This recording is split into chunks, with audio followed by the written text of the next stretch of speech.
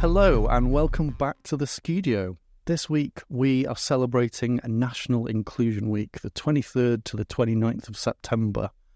Joining me in the studio today, we have Jade and Esme, and we're going to be talking all things inclusion in the workplace. If there's time, we might talk about it outside of the workplace.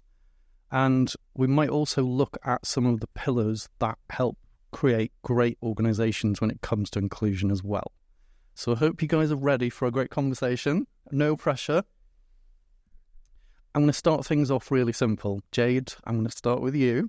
Okay. What does inclusion mean to you in the workplace? So I'd say, it means making everybody feel comfortable and safe to be themselves, regardless of how that comes across. I don't know what the right word there is. I think that's a great answer. It feels very Skewbing. The word safe, right? Safe to be yourself. Yeah. Safe to be authentic and brave. I like that answer. It's nice and snappy. So feels like a good place for us to start. Okay? Yeah. Esme, what does it mean to you? So I think for me, because I'm on the front desk, I think for me, it comes as part of my role. So I'm the first person who you see when you come into the office. So I think I want to give everyone the same Skewb experience. So when they come into the office, I want them to feel comfortable. I want them to feel at home. So giving them all the same experience. So a big smile when they come in, a warm welcome, making sure that they're comfortable and, giving them a tour of the office. It just comes very naturally to me because I'm quite a bubbly person. So I just love to have a little chat with people and make them feel at home as soon as they come into the office. Yeah. Love that. You set the tone for what it feels like to work at Skewb, right? We've started to feel brave and have external visitors at Skewb recently, right? And you guys on the front desk, you set the tone for what it feels like, what's to come, right? So love that. Okay, next question. And this one's for you, Esme, at the start. Is there anything you think we're really good at when it comes to inclusion?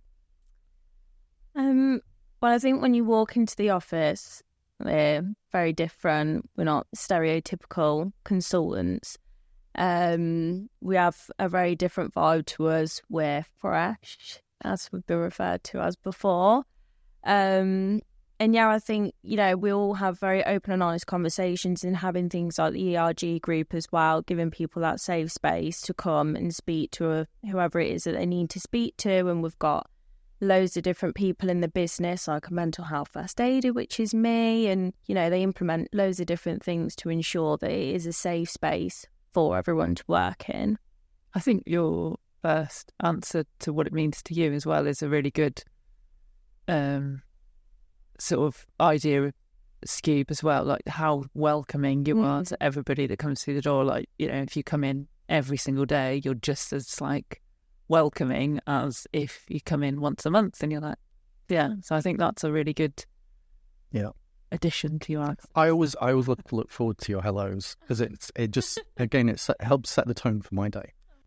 I think that was a really good point. If I ask a bonus question and then I'll throw another bonus question at you in a second. Esme mentioned the ERG group. Do you want to expand on that? Because it turns out you might be the best person to tell us about that today. Yep, as the chair of the Employee Resource Group, the ERG.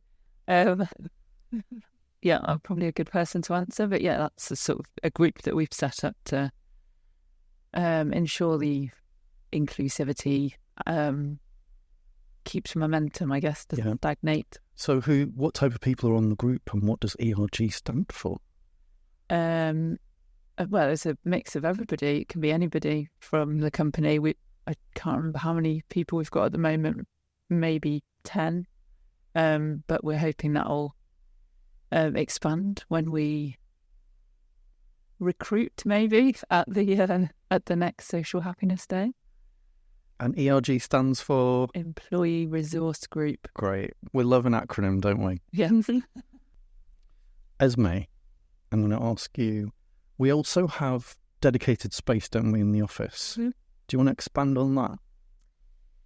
Yes, so we have a Zen room, which has got a comfortable sofa in. It's got bean bags as well, so you can get as zen as you want. So it's just a quiet place for people to go in the office, because it can get really busy in here. It can seat 150 people. So if for any reason anyone needs to go out and have some time to themselves, or they feel overwhelmed with how busy the office is, or, you know, just want to go and scroll on your phone and have some quiet time, then there is that space. And when we have the Social Happiness Day, we also always ensure that there's another space allocated as well, because sometimes people can jump in there to have a meeting.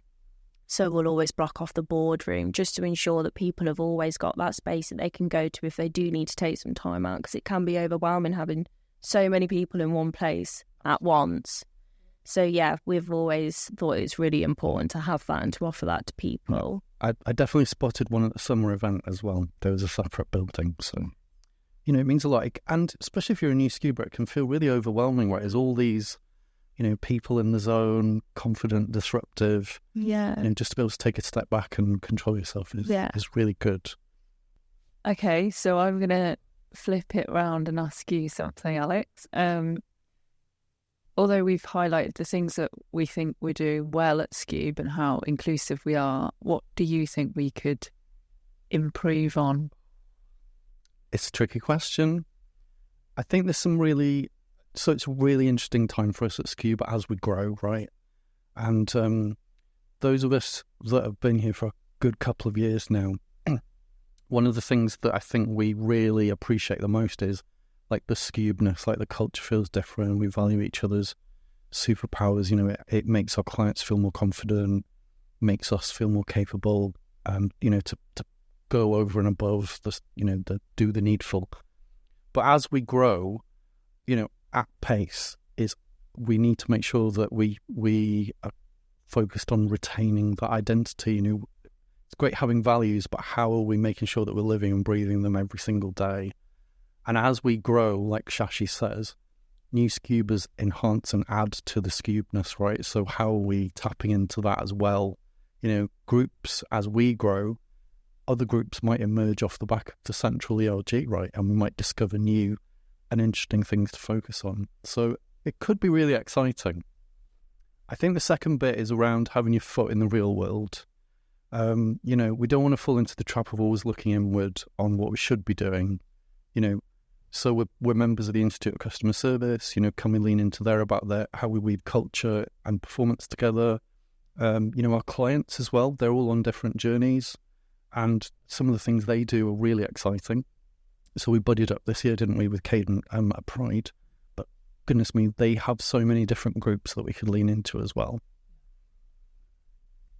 Okay, Esme, are you ready for the next one? Go ahead. What does inclusion mean to you outside of work? Oh, it's tricky to say, really. It would probably be similar to as it is inside of work. Again, you know, always making a conscious effort with people.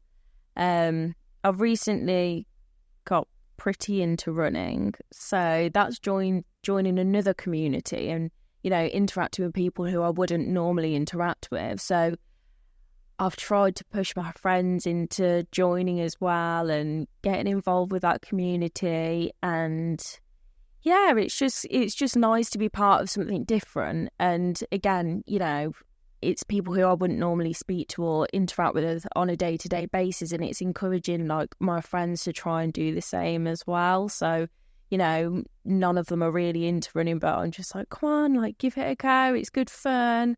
And yeah, just kind of doing little things like that, I guess. And again, just being like authentic and just being true to myself. And I think I kind of do always go above and beyond for people. So it's just staying true to myself, I guess. Mm-hmm.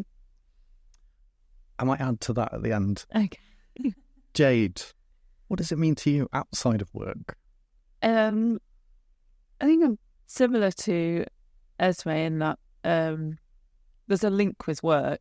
Like I felt like my oldest son is autistic, so that's obviously been, well, not obviously, but it's been very tricky at times.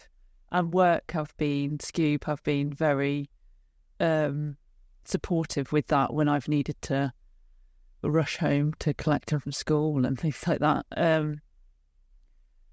But seeing it, that perspective of how he's included in things has given me that sort of outside of work perspective, I suppose. So he was in a school that wasn't very inclusive, and that was horrendous. The whole experience for everybody in the family was horrendous. And now he's in a school that is inclusive, and it's just completely uncomparable. I don't know what the right word is there, but yeah, he must feel like a different person going to that, right? He feels part of a school, whereas before he felt that he was made to feel that he couldn't do mainstream school. He was a failure at everything. All of it was horrendous. And now he's part of a school. He's part of a community. His self-confidence is coming back, and yeah, and at home as well, like the impact at home, like the knock-on impact of how he's feeling impacting everybody else. And yeah, it's that side of inclusivity is big. Yeah, that's a great example of the difference it can make just to value people's uniqueness, right? Yeah. And tap into it as a positive. Apply that in the work setting, as someone who might be nervous or just a bit different, and just valuing and supporting that that's the difference you can make. You can really make a difference to individuals.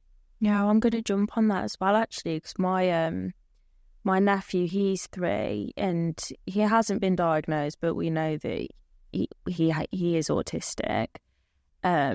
He's unique in so many lovely ways, and he's at nursery, and they haven't got many of the children that's similar to Logan, and they've made a sensory corner for him, and none of them are trained to look after children with special needs, but they've done everything they can to make it like a safe space for him and give him the things that he needs. So he's got a little sensory corner there with loads of different lights and things like that. So I think it's so important to do things like that. But again, going back to what we spoke about earlier, when we've had like conferences in the office and having that safe space for people to go to, not even necessarily, for that reason, but just to have a safe space, it's so important. Yeah. Decompress and reset. Yeah, another Skewb example there, right, of how we're protecting those people that might feel slightly overwhelmed when we do these big, visible, awesome events. The only bit I was going to add to that was around, we had a speaker at a summer event at Skewb last year, and was really provocative and bold, and it was awesome. But one of my takeaway points was one of the comments just before she'd finished was around really ask yourself, who is around the dinner table at your Friday night dinner party? Who are you surrounding yourself with outside work? Do they just look and feel exactly the same as you? Or are you surrounding yourselves with, with different shapes and sizes and colours, and it enriches you? And you should seek out opportunities to do it. So just like with the running club, people who you wouldn't normally interact with, what are we doing outside of work to kind of dip our toe in and be brave and surround ourselves with that? Because it just makes it, life so much richer and more exciting, right? Yeah, definitely. So that's the bit I would add to that.